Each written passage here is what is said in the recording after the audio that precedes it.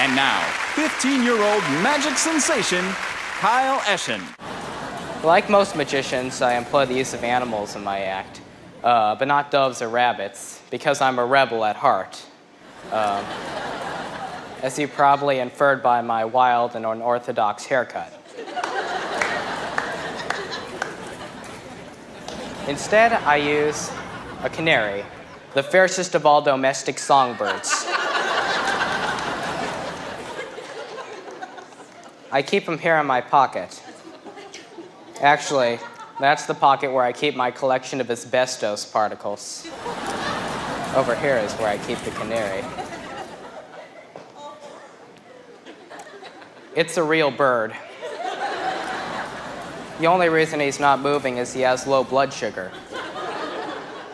After all, not everyone can be an energetic machine as I am.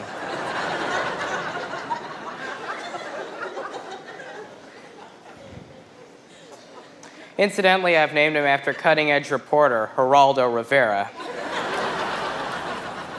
He's at large. I must now retrieve his cage in my typical flamboyant fashion.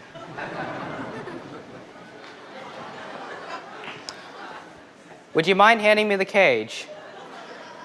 Yes, I know I'm inferior to you. Thank you, Mother.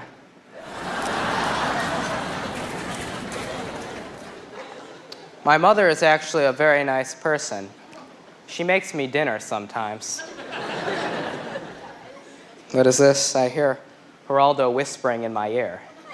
How very whimsical indeed. He has asked me to make his cage disappear so he can forever fly free. I, of course, shall fulfill his request, because he's the only living creature in my household that does not make fun of me.